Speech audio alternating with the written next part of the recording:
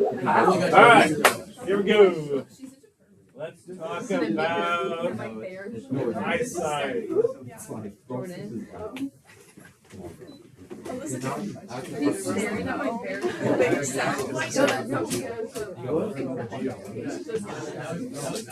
Okay, your eyeball is an amazing thing. It is a converging lens that has a flexible focal length. So, remember how we were doing making a image on your screen or on your piece of paper? Me doing this with the converging lens. That is what your eyeball is doing to the back of your retina. Okay, it's making a real image on the back side of your eyeball. So when things are close, the eye constricts the muscles in your eye, making the focal length smaller, meaning that it bends light more aggressively. Okay? When it's further away, it doesn't have to do it as aggressively, so it relaxes that, and the focal length becomes longer. Okay? So that is how your eyes adjust. Sorry, not adjust. Focus on different things. Okay, close or far away. This is different than your eyes adjusting with pupil dilation or constriction. Okay, when you walk in from or walk outside to a bright sunny day, it's like you're squinting because you're like it's too much light. You're waiting for your pupils to constrict. When you walk in out of a bright sunny day into the inside, it's like you can't see anything and you're waiting for your pupils to dilate. If you ever get a concussion, one of the things that they test for, a symptom, is your pupils do not constrict. And so when you shine a light into it, are your pupils dilated? That's what they're asking to see if it actually goes down or if it stays big. If it stays big, that's not what they're supposed to do. Oh dear, we're concussed. Okay, so that is not this thing. Okay, so different eyes require some adjusting. Nearsighted, farsighted. So those titles come from celebrating what you can do. You are nearsighted. Yes, you can see really close. Good job. Like we're so proud of you. You got the close. We're not going to talk about how well you see far away, but nearsighted, yes, you are. Way to go. Okay. So if you are nearsighted, what that means is your muscles don't relax enough, and it's bringing the rays of light together too soon. So what we need to do is we need to help that process by having a diverging lens. Now, to have something like this would be absolutely ridiculous. The rays of light would be like never coming back together. So what we need to do is just help it just ever so slightly by making a lens that is slightly thicker on the outside and thinner in the middle. That's going to spread those rays out just ever so slightly, depending on your prescription, so that they form a real image on the back of your eyeball. Okay. If you are farsighted, then that means your eyes can't flex enough to bring that focal length short enough, and so you need some more help with a converging lens. So what they do is they make it a little thicker in the middle, then on the outside. Contact lenses work the same way. They just hug your eyeball. Okay, if it's a diverging lens, well then they just make it a little thicker on the edges. Oh, no, it's not. It's like smooth here. Something like that. Good there? Okay. Astigmatism. This is your eyes, or your eyeball is oblong. It's more like a rugby ball than a soccer ball. And it is different variations on that. So you're going to have to get it checked out. So you've heard this, hey, you got 20/20 vision What that means is you can see something 20 feet away that other people, the general population, can see from 20 feet away. If you have 20/30 vision, that means you have to be 20 feet away from something that most people can see from 30 feet away. If you have 20/15, that means you can be 20 feet away that the general population needs to be 15 feet away from to see it. So the lower the eye, the lower that number, the better your eyesight. So if you ever go to the optometrist, the eye doctor, you're going to get diagnosed for what's your optical power. Your optical power talks about how much you need correction. So the higher the optical power, the more corrective you need to be. This is actually the inverse of the focal length. So as the focal length gets smaller, that means you're bending the light more aggressively. So smaller focal length is going to be higher optical power. So if you have a positive prescription, that means you have a converging lens and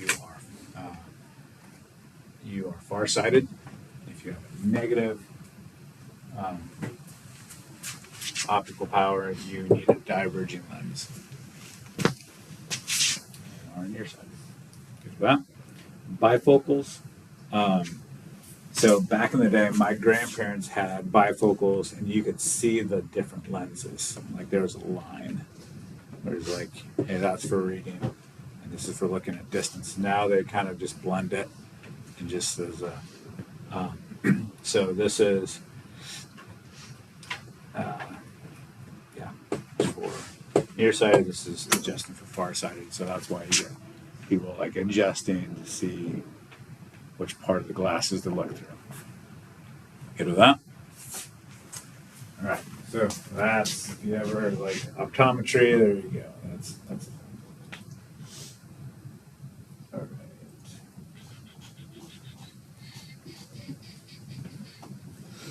Why is the sky blue? Good question. So our atmosphere is made up of mostly nitrogen. White light from the sun travels through space. White light has all colors of light.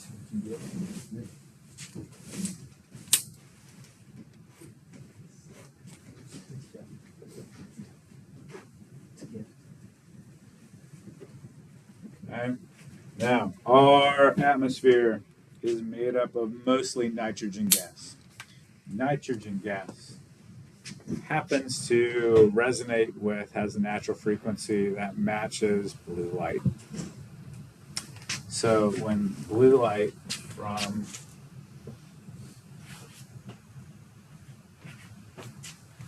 the sun hits, it is scattered. Okay. So blue. Oh, I made the thickness of this atmosphere ridiculously thick. Okay, it's like Neptune or something. Blue light is scattered by nitrogen gas in our atmosphere.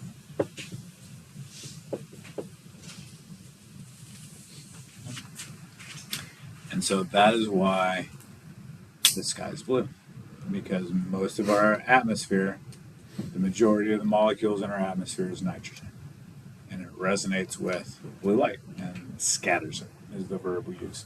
So the light that's not scattered gets through, and so this is the color of the sun. What's the color of the sun that we see? Yellow. Okay, so if we lived on a different planet and we had different size size molecules in our atmosphere, the sky would look a different color. Okay, so these are saying the same thing I just said. So if you look at the frequencies of light coming from the sun, Not just nitrogen. It's predominantly green and yellow. Right? So chartreuse day-glo is capitalizing on that. And so this is why we have what we call our sun yellow sun. Or sorry, a yellow star. So if our atmosphere had bigger molecules, slightly bigger, then it would tend to scatter lower frequencies, longer wavelengths, so our sky would be green, and our sun would be orange. Okay. Now you ask, like, or you're like, man, that's so weird. Like, well, someone from a different planet, like, you have a blue sky? No way. Weird. Okay. So this brings us to sunsets. So in order for you to see a sunset, you're going to be somewhere over here, and sunlight has to go through all of that atmosphere to get to your eye. The chance of that sunlight hitting some other sized particle increases dramatically. And so what happens is the higher frequencies scatter, but because there are other particles that get hit, the lower frequencies also scatter. And so what you're left with is you get different color skies for different colors being scattered. And the color of the sun is what is left, which are the longer wavelengths. You good with that? Okay. We get really cool sunsets if there's like a volcano that erupted in the South Pacific, or if like California has forest fires, or something like that, or Mount That St. one was a nightmare. You were even alive.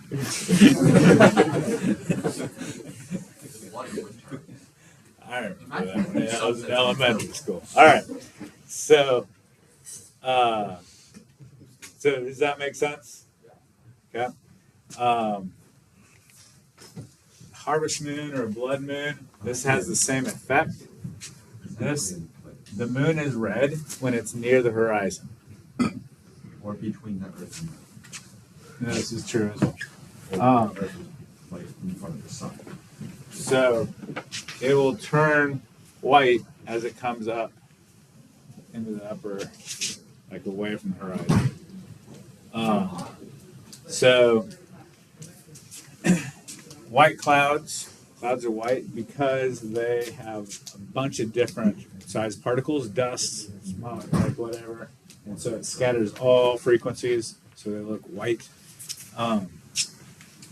This is interesting. So here's a typical Indiana summer day sky color. It's like, this looks so nice. Like, why does that happen? Because we have so much humidity in our atmosphere. This type of sky is produced after like the rain happens and there's the humidity drops, or you go out to an arid climate like out. I would call this a Colorado sky. Okay. This is due to a lot of humidity. Good at that. Also,